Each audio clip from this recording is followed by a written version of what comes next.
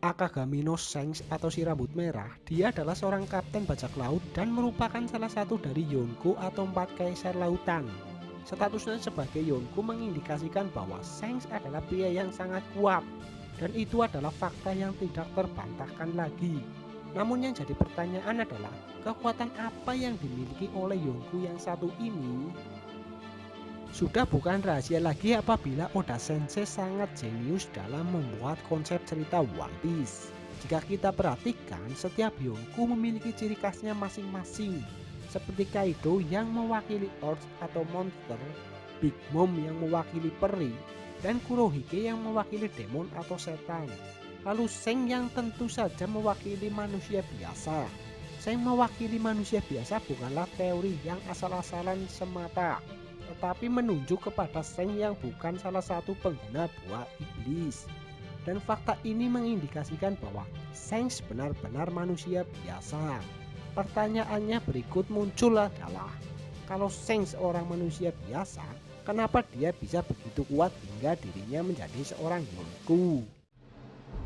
Jawaban yang masuk akal dan singkatnya adalah Shanks seorang petarung pedang yang menggunakan haki.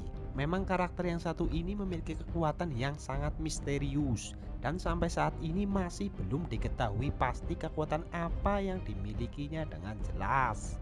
Tapi apabila dianalisa lebih dalam, ada 2 dasar kekuatan Shanks yang pernah diperlihatkan oleh Oda Sensei dalam komik One Piece.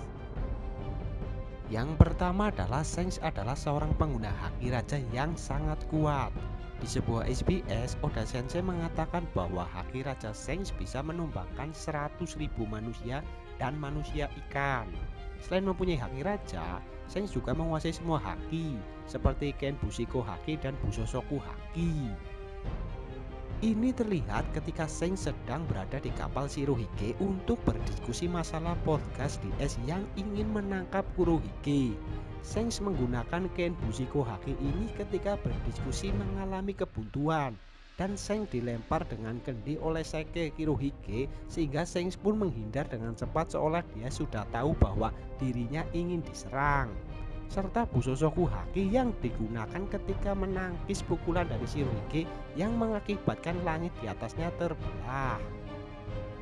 Dia juga menggunakan haki ini ketika menahan pukulan Admiral Akainu yang mengarah ke Koby dengan pedangnya. Sama seperti ketika dia menangkis pukulan dari Shirohige, kejadian-kejadian tersebut jelas membuktikan bahwa Shanks ahli dalam menggunakan jurus ini. Yang kedua adalah Shanks memiliki daya analis dan prediksi yang tajam. Masih ingatkah kalian ketika Shanks memperingatkan Shirohige untuk menarik kembali komandan divisi 2-nya yaitu Podcast DS dan tidak mengejar Kurohige? Akan tetapi Shirohige menolak mentah-mentah peringatan dari Shanks tersebut dengan mengatakan, "Kau tidak bisa hidup seenaknya saja tanpa mempunyai martabat di dunia ini."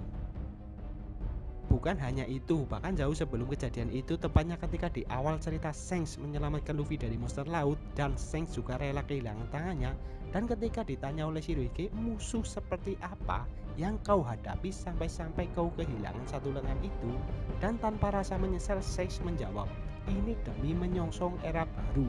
Jelas yang dimaksud Shanks adalah untuk menyongsong era baru ini, yaitu lahirnya Luffy sebagai raja bajak laut. Dari kesimpulan tadi, jelas Shanks sangat ahli dalam hal menganalisa dan prediksinya yang sangat tajam. Seandainya Shirohige menuruti permintaan Shanks untuk menarik kembali es, maka perang besar di Marineford tidak perlu terjadi, dan dunia tidak akan sekacau sekarang. Dia juga bisa dibilang satu-satunya Yonko yang tidak apatis dan bersimpati pada Yonko lain seperti ikut campurnya Shanks dalam perang di Marineford. Dia juga hadir dalam pemakaman Shirohige dan es. Begitulah kira-kira teori yang dapat saya sampaikan tentang kekuatan dari Akagami no Shanks. Jika kalian memiliki pendapat lain, kalian bisa berikan pendapat kalian di kolom komentar video di bawah ini. Dan jangan lupa untuk like, comment, and share. Jika kalian memiliki pertanyaan, kalian bisa berikan pendapat kalian sekali lagi di kolom komentar video di bawah ini.